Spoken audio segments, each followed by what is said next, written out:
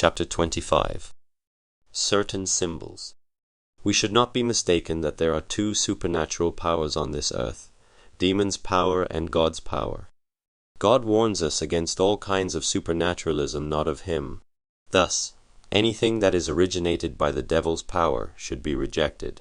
God's symbols. Symbols are not unusual. God has many symbols of His power.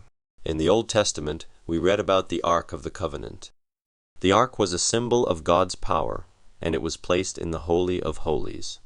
Above the Ark was the Shekinah, a light unlike any human light.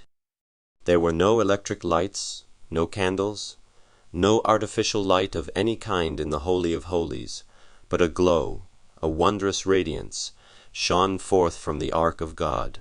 The Ark was a symbol of God's power and presence with His people. Whenever the Shekinah was gone, then God was gone. The Ark was simply a symbol of His power. The Sabbath in the law of God is also God's symbol of the power of creation in the past, the present, and the future.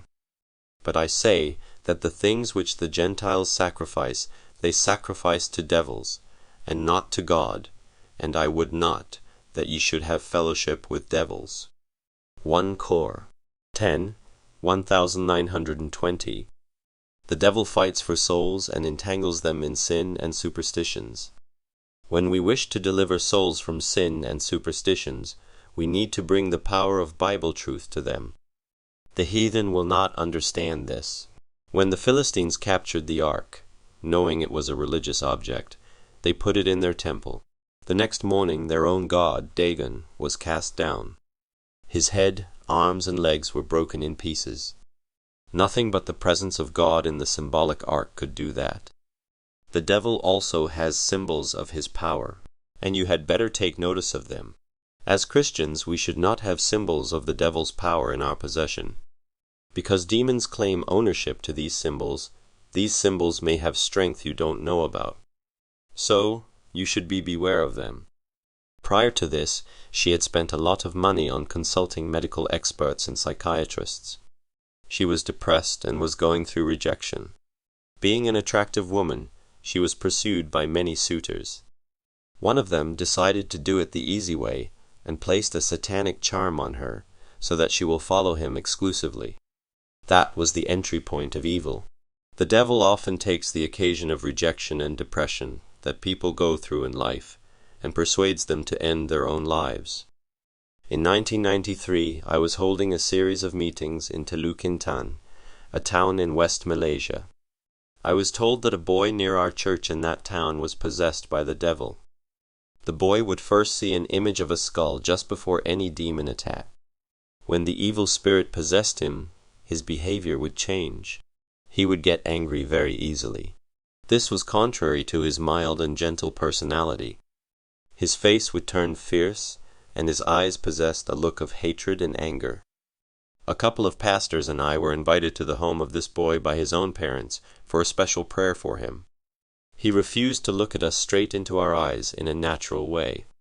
The moment we stepped into the house, the boy felt uneasy. He stood up and looked angrily at us and tried to run away. The boy's parents held him from running away so that we could pray for him.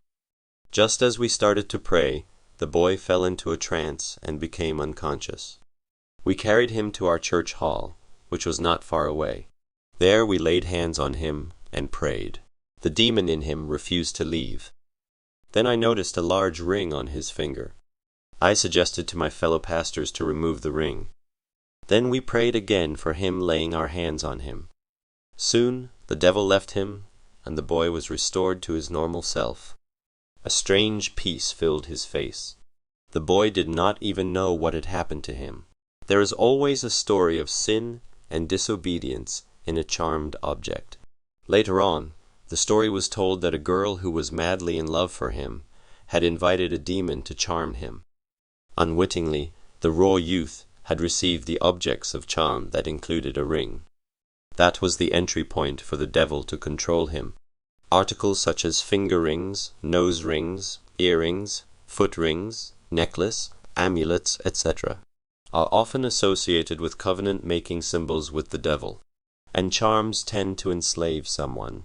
When we prayed and removed the ring from him, that the charm's power be broken, the demon seemed to leave because the symbolic object of its control over him was broken. The ring had become an entry point for the devil to possess him. Often, a victim will not tell the background story easily, as in this case. Often we have to discover the entry points of the devil by asking questions carefully with the victim or with his relatives. The evil spirit would have no power over the boy if he had rejected the ring and the girl by his own power of choice. Sometimes, the entry points could come in the form of other articles as well. They are emblems of submission and slavery. Charmed articles can come also in the form of food and clothes.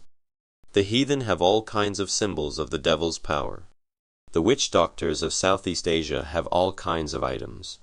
Little dolls of all sizes, images, amulets, charmed articles, bones, old coins, good luck articles of black magic, a crystal ball, a deck of cards, and a Ouija board, and books on horoscope, articles and emblems used in jewelry. You might say that these symbols couldn't have any strength or power. You may not understand it at all. But this vicious system does work. It is demon power. All symbols of the devil should be burned. In Acts 19:19 we have the account of such destruction of satanic symbols. Many of them also which used curious arts brought their books together and burned them before all men. And they counted the price of them, and found it 550,000 pieces of silver. At that time this amount was the price of a slave. 1 piece of silver was a full day's wage for a craftsman. This means that with 50,000 pieces of silver, one could have purchased about 1,666 slaves.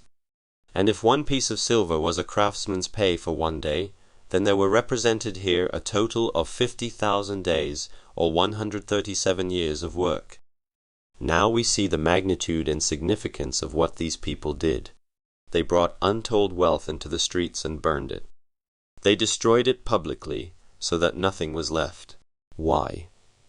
Because these books represented the devil's power, and the people wanted to rid themselves of any trace of contamination by demonic forces. If destroying the symbols of the devil's power was so important and necessary then, I believe it is no less important now.